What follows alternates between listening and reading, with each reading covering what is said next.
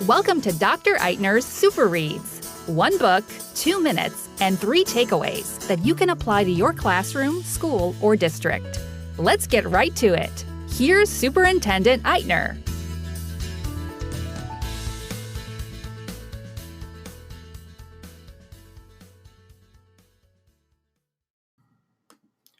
Hello and welcome to the inaugural podcast of Super Reads. I'm your host, Jay Eitner, Superintendent of Schools, and I want to keep this as brief as possible. The goal is to have maybe 2 to 3 minutes tops of me babbling, but actually giving you great information about all the educational books that are out there. So let's get to it right now. The book that I will be reviewing this week is called Fact or Fiction: Teaching Critical Thinking Skills in the Age of Fake News. Now, I know fake news is kind of a buzzword, and it's been for the past couple years, but holy cow, there's just a ton of it out there. Anywhere you look online, you're guaranteed to find something that's just fake or blown out of proportion or, who knows, put your own spin on it, right? That's what we do these days. The book is by Jennifer Lagarde and Darren Hutchins, published by ISTE, and here's my review.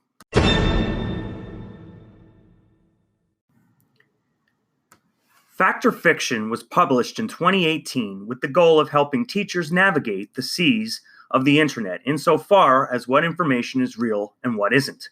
I recall when I was in the classroom and the internet started to become a permanent staple.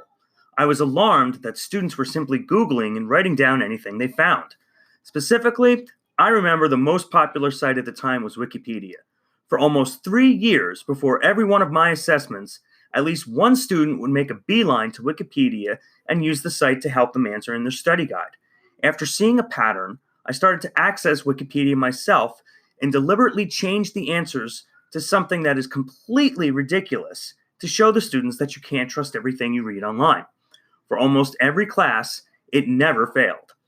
I also printed out the lovely quotes of Washington and Lincoln that said, "If it's on the internet, it must be true." Given the falsehoods that lurk online, it's paramount that we include digital citizenship classes or a unit on researching what information is real, opinionated, or flat out false online. The authors laid out the groundwork for not only the reasons we need to teach how to find factual information online, but also share fantastic examples and ideas that can immediately be turnkeyed into any classroom and any grade level. The book covers the history of fake news, which, by the way, the authors cite that fake news could actually be traced back to Ben Franklin. It explains how the brain processes and develops patterns in seeing all the information online, and ends with sharing how teachers have planned units, executed units, and left their observations, ranging from elementary school to the high school.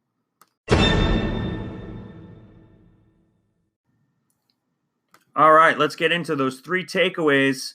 Let us talk about those 3 takeaways that you could use in your classroom, building, or district right after you're listening to this. First of all, number 1, it speaks about the positives and the pitfalls of social media. The book does a great job diving into how we can engage anyone online, but at the same time, we could also block, unfollow, or unlike anything we don't agree with or who is saying it. This is really important because it lays out the groundwork on how one accesses information online and how you or anyone else could be fetching tainted information from the get-go simply based on your beliefs. Really interesting stuff in the 1 chapter. 2, it shares the staples of what to teach in media literacy levels for all grades. What I really appreciated was some of the models that the teachers use, including what's called the CRAP test: current, relevant, authoritative, accurate, and purpose, which was developed by California State University, to, you guessed it, the FART test: friendly, author authority, repeated information, and timely, which was actually developed by the New York City Department of Education.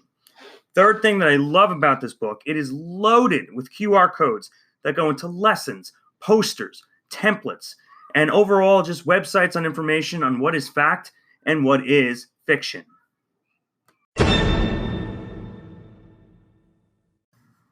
All right, so that does it for my first episode. Hopefully it's not too much of a dumpster fire. The book itself, Fact versus Fiction, was published again by ISTE, and it's available on Amazon. The authors can be followed on Twitter at Jennifer Lagarde, JenniferLagarde, and also Dan Hutchins, which is DHUDJINS. Okay. Thank you, Darren. And thank you, Jennifer, for putting this together. If you like what you heard, send me a tweet. It's at J_Eitner, EITNER. Albeit, I like to Vox and use Telegram instead because it keeps the noise rather clear. And on those stations, you could find me at Eitner, EITNER. If you're brave, you could tweet under the hashtag EduSuperReads. But hopefully I'll be around next time. This was fairly easy to do. I'm Dr. Eitner, signing off, and read something today. It's good for you.